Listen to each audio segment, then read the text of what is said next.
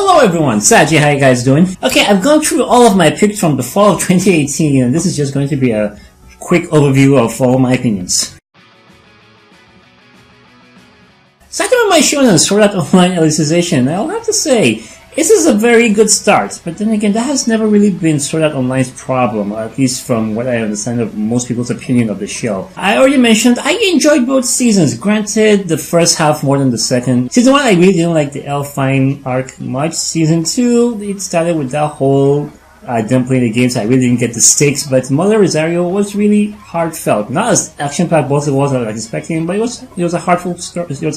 It was a very heartfelt story. No, Sword Art Online has never really had trouble with the beginning. It's the execution that most people have problem with. Will Kirito just become Edgelord OP god of the game and stuff like that? So yeah. But the beginning of this season just reminds me like the beginning of any RPG, when you start with the character at their weakest, just so you get to know the control scheme. But it also shows what to expect from the motivations. I have a feeling I'm going to enjoy the underworld and the stories it brings. Especially if they don't make Kirito super overpowered, they kind of make him earn it a bit. That's one of the things I actually liked about the Ordinal Scale movie. Kirito was not good, he had to get good by the end. Even though by the end he did become overpowered edgelord, but still. I mean, I really liked the sections when they were in Gun Gale Online. It was great seeing the Gun Gale versions of all those characters, and that would have been a great side story on its own. But it was mostly about this new interface, but it's still freaking me out that they're using a soul. Like, there's a fear freaking out that they think they found where the soul resides. Like, come on, let's not go there. Yeah, they did that, and the first thing they could think to do is use it to power up their next console. Anyway, I like how the consequences of the second season, him not being able to actually capture Death Gun, is coming back to haunt him here. Obviously, he's going to wake up in the underworld. Maybe that's how they hook him up and try and save his life. Maybe the fact that he's been playing simply sends him there, but the thing is, he's probably going to be in a real isekai right now. Yeah, Sword Art Online, even though some people have called it an isekai, after watching a couple myself, I realized it really isn't. For one thing, they're just stuck in a video game where they actually understand the rules and how things work. For a proper isekai, you just have to be dropped and be a fish out of water and not know what the hell is going on. So I have a feeling he's going to be in this situation. So yeah, Sword Art Online has probably graduated to isekai status. I'm still wondering what they're going to do with 4 core of this show. Hopefully it'll be something really interesting. A lot of people are giving this season praise, so let's just stay behind it and see how it goes. Now for the actual isekai of the season, that time like Karikari as a slime. Wow, though, it's mostly set up, to be honest. The first 3 episodes just reminds me how the first 3 episodes of Overlord was. It's just to set you up with the characters, how the world works, and the situation they're in. I mean, he was stuck in that cave for the duration of the 2 episodes, finally got out, and he accumulated a lot of abilities. I have a feeling he's going to be really overpowered, to be honest, with all those abilities he was stacking. I just thought him being a slime would be him being the weakest creature around, and he'll have to think and actually use his smarts to get out of situations, but with the way he's accumulating abilities and especially the amount of magic cools, what they call it, that he was just leaking out, it freaked out those goblins. I would feel he's going to be another really overpowered character. Still though, I loved the conversations, the interactions she was having with the dragon, Veldora, or something like that. I mean, a Sundari dragon was fun to watch, and it would have been cool having them still have that. Maybe after he absorbed him, they could still communicate telepathically with each other, but now he's quiet in there analyzing the barrier, so I don't think we're getting any more of that. But eventually he'll be revealed. After watching the episode a second time, I still got a bit confused about that beginning. It was World War II, planes were dropping bombs, that girl got burnt up, and it occurred to me, what if she was taken to that fantasy world? She is also in another world, and maybe she was the one that trapped Veldora in the first place. I mean, I kind of saw a similar face in the opening of the girl that probably is the one that casts the spells. It might be the same character. Who knows? I'm just wondering where that beginning falls. Anyway, like I said, it's very interesting setup. Let's see where they go. It should be a cool show. Okay, with this show, I'm still salty that I did not get enough Bunny Girl. We only had her in the beginning of the first episode, and that was it. Still though, the whole adolescent syndrome thing, I wasn't expecting that much of a supernatural. Then again, invisible person, I should have expected something supernatural. But yeah, basically she's invisible because she's trying to be invisible, and somehow it's just related to the entire world. It's weird. I'm kind of more concerned for his sister getting injured randomly because she's getting troll comments. That's just ouch. Yeah, I have a feeling Bunny Girl is not the only situation we're going to deal with her being invisible and figuring out how to make people remember her so she doesn't disappear and become invisible to the whole world for the rest of her life. There might be other cases like the sisters, maybe around. I have a feeling that's what the show will be following, not particularly these two. From the way things are going, her situation will probably be fixed real soon. We'll see. But honestly, I did mention this show is a bit too quiet for my taste. I mean, the characters are people trying to keep a low profile, so they're not really doing much, they're not really making much noise. That's why a lot of the time it's just them talking softly to each other, not really making an impression on me, you know what I'm saying? But hey, things could change, though I doubt that dynamic will. They'll still be just teasing each other and probably having a real day one day, even though we all know they will. I mean, obviously. Okay, Zombieland Saga was not what I was expecting at all. I was locked and loaded for zombie action, shooting brains, having survival antics, trying to stay alive. Instead, I got an idol show. Okay. I did not expect this at all. And yeah, this is going to be my first idol show, and they had to trick me into watching it by promising me zombies. Okay, if anything, I have to say, this is the most anime Studio Mappa has ever been, in my opinion. Though I'm going to hold on to my face, Studio Mappa has been consistent in their quality, so who knows, it's just not what I expected, especially coming from them.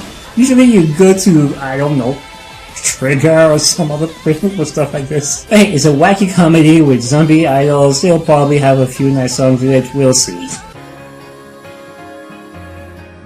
It also has this sense of melancholy for me. I have a feeling it's kind of about her coming back in time to kind of reinvigorate her love of magic. She can't see color probably because she doesn't love magic anymore, is what I'm getting from the narrative of the show anyway. But anyway, I'll be honest, I kind of get this feeling her grandmom would have been a much more interesting main character with all the antics she's pulling. I mean, let's face it, she's up in Hogwarts probably doing all kinds of crazy stuff, and I'd love to be seeing that, only it will not be this show, which would be something crazy, wacky. This is supposed to be introspective, most likely. But hey, if anything else, the production value on this is amazing. I can compare it with Your Name, seriously. The scene where she finally saw color, it took my breath away. I mean, for all we know, you could just cut out some stuff, improve the pacing a bit, and it would be a nice 2-hour movie, this show, probably. And again, I'm just judging based on the first 2 episodes. Anyway, I just get it's a high-skill show with magic about finding yourself and love of your crafts. I'm just assuming all this, but still, let's see where they go. Okay, Goblin Slayer. Yes, the elephant in the room, it seems these days, because wow, a lot of people were not happy. And I watched it and I get why they weren't happy, and honestly, Crunchyroll really dropped the ball on this. They should really have not put that TV rating, that PG rating on this show, even without that scene. I mean, we had a young man get hacked to death by goblins. That is enough to get it a bit higher in the ratings, but now they stopped with PG and that got snuck by them, so yeah, I get why people are mad. Apart from that though, I actually loved it. Okay, I think I just got myself in trouble. Goblin Slayer is all about what he's all about, slaying goblins. He doesn't give a shit about anything else. The second episode explored his motivation for it, and I get where he's coming from. They took everything away from him. Most likely, people ignore the goblins as weaklings, don't take them all too seriously, leave them to porcelain adventurers, so a lot of them probably get through the cracks and attack villages all over the place, and he was a victim of that. I mean, even that desk attendant acknowledged that he's actually performing a service. He is keeping the goblin situation under control for most people there. I mean, all the other adventurers are aiming to go fight dragons, join big wars, make a name for themselves, so they're kind of ignoring this one little corner and leaving it to amateurs like the people in the first episode that got totally wrecked. But hey, he's very single-minded about it, and you can kind of appreciate what he does. And he does it very well. It is a treat to see him work, and those goblins deserve it. In fact, I think that's the whole point of that scene. They really deserved it. Big question though, is this all we're going to be doing? Are you just going to be killing goblins? Hopefully there'll be a lot of variety in how he does it. If not, it might get old really fast. Hey, honestly, so far, loving it. It's probably my favorites of the picks. I was supposed to leave that to the end, but whatever. Superhuman Samurai Cybersquad. I loved the TV show when I was a kid, so I was really looking forward to this iteration of it. And In a way, it's kind of almost the same thing. Almost. I mean, obviously they animate it, but still. We have young teenagers who come across a power source that turned them into Gridman. Well, he was Servo in the TV show, but now here he's Gridman. And they fight monsters to protect people. Only difference is, in the show, they were fighting computer viruses. And I get why they're going for that angle. This whole Kaiju thing, I can only imagine the number of people that die every time one shows up. Another thing, the reason why the Kaiju show up. A kid has the ability to create them, and they do so for the most petty of reasons. In the old show, we had an episode where he sent one to the ship-fishing company simply because a fish bit him and he wants to revenge against the whole company. This girl killed her classmate because she ruined her sandwich by accident. And almost killed the teacher because he bumped into her. Seriously. I have to say though, the scenes with the kids in the real world doesn't really go with Trigger's style, and it's a bit too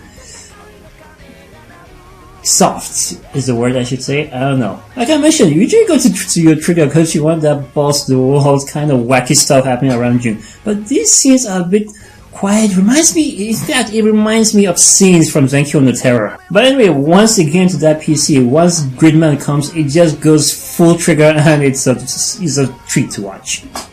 I'm just not sure most people would sit through the boring parts to get to them. But anyway, I'm invested because it reminds me of my childhood, so I'm gonna stick with it and see what they do. So anyway, yeah, that was my overview of the picks from fall of 2018, and for you, let's leave that. I'm going to continue watching Goblin Slayer. They started putting the Trigger warnings on top, so they've learned their lesson, hopefully. Of course, I'm not leaving all the other shows behind either. I'll be making audio commentary on all of them and be putting those up on my Patreon, so do check those out. Also, I'll be leaving 30-second reactions on my Stardust profile, so do check those out. Anyway, that's it from me. Do tell me, what were the shows that really stood out for you this season? I'd really like to know. Who knows, I might end up picking them up later on. But do leave a comment, helps out, and everything else. See you guys next time. Bye.